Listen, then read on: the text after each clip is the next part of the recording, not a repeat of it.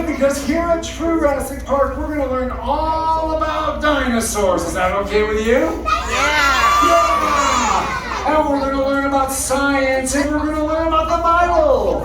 And since we're going to be talking about dinosaurs, I need all of you to get into the spirit of things. So, when I point to you, I want you to give me the biggest, loudest dinosaur roar you've got. Are you guys ready?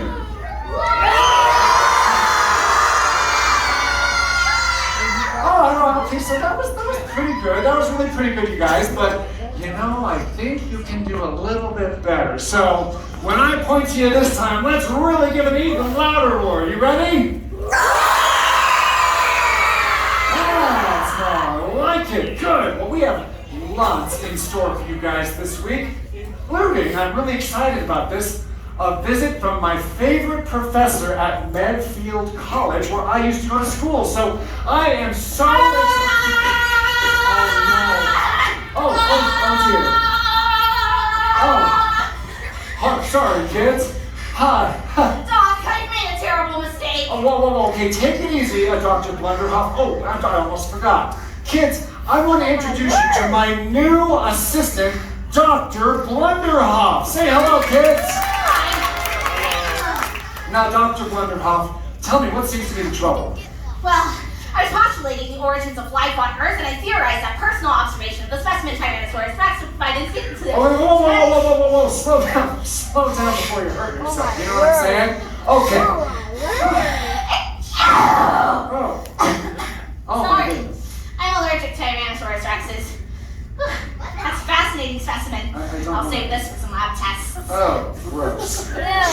Wait a minute, did you just say that you were allergic to Tyrannosaurus Rexes? Oh, yeah, that's correct. Every time I'm near a T-Rex, my eyes just puff up and my sinus cavity just fills with mucus. And not the yellow kind, no, we're talking the industrial strength green stuff. You know the kind that won't smell? Anyway. Hold it. How can you be having an allergic reaction to a T-Rex? I mean, there haven't been any dinosaurs on Earth for thousands of years. Oh, yes, that's quite correct, except for the ones back there, of course. Yes. What is happening? Oh, no. Great Scott!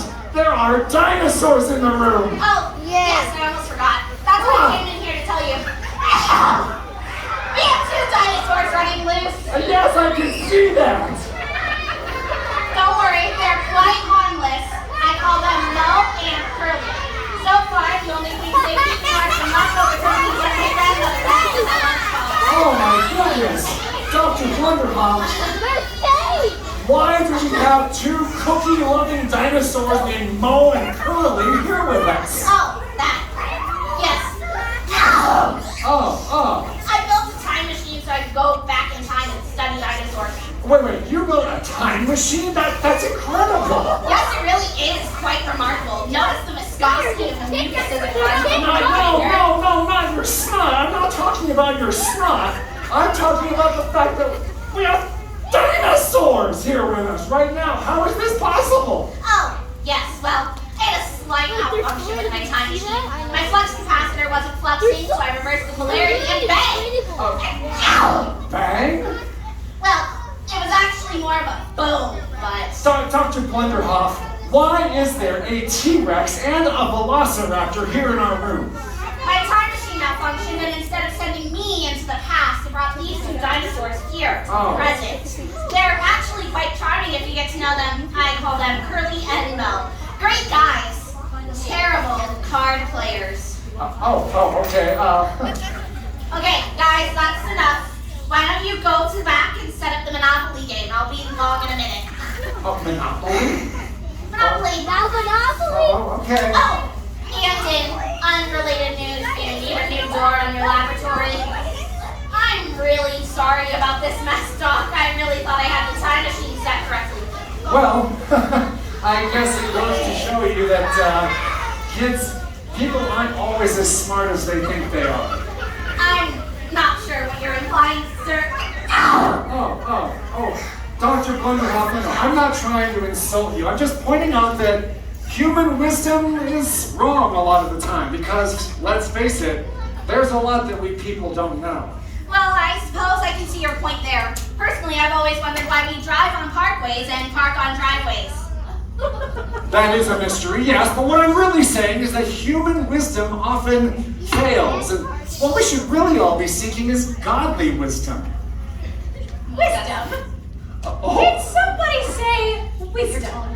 Professor Hoodwinkle, I'm so glad you could join us this week. Well, Mr. Truthworth, when one of my former students invites me to come see their latest scientific projects, I'm always interested. Well, we're honored to have you here with us, Professor. Kids, Professor Hoodwinkle was one of my favorite teachers back when I was at Medfield College. One of your favorites? Well, you were definitely my favorite. So nice to see you again, Professor Hoodwinkle.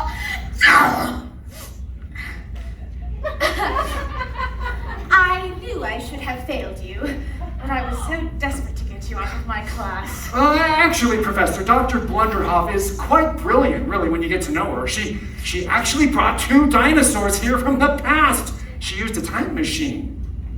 Again? Wait, this has happened before?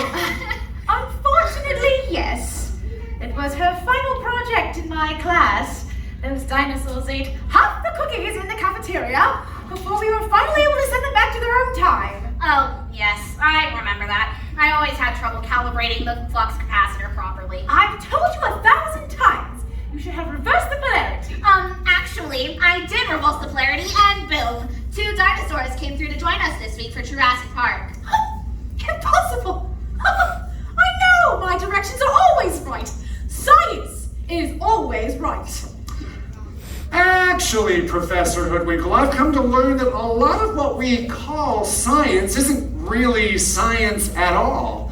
The things that our world teaches about, the creation of the world or dinosaurs or where we came from is actually based on a godless faith more than on actual science.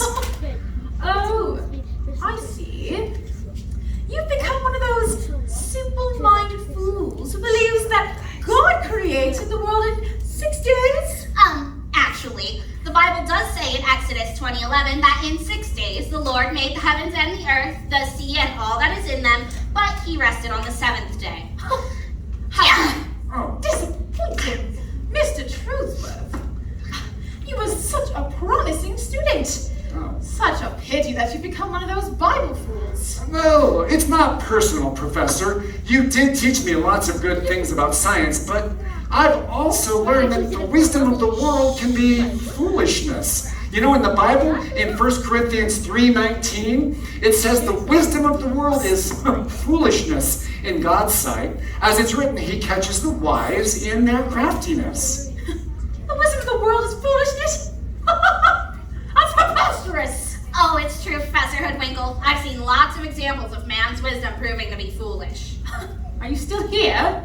Well, she's right, Professor. A lot of the things our world believes and teaches just aren't true. Anytime we ignore what the Bible says, we end up becoming fools. You know, that's why the Bible tells us in Proverbs 1:7 that the fear of the Lord is the beginning of knowledge, but fools, they despise, they push away wisdom and discipline. The fear of the Lord is the beginning of wisdom? Nonsense! Oh, it's true, Professor. In fact, I'd actually like to show our kids what we mean. It's actually time for now all of our kids to go with our groups to our Jurassic Park sessions. But during those sessions, we're going to find out who can answer the most questions. The boys, there we go, or the girls. So when you think you know the answer to a question, raise your hand, because the first person to raise their hand and answer a question correctly will earn 1 point for their team, either the boys or the girls. And at the end of the day, we'll see who answered the most questions. The boys? Or the girls? According to my calculations, the girls are going to win more points. Oh, well, we'll see. But for now, it's time for us to go. We'll see you all back here a little later to see what you've learned. Until then, let me hear you roar. Okay, and here's where everyone's going. Let's see.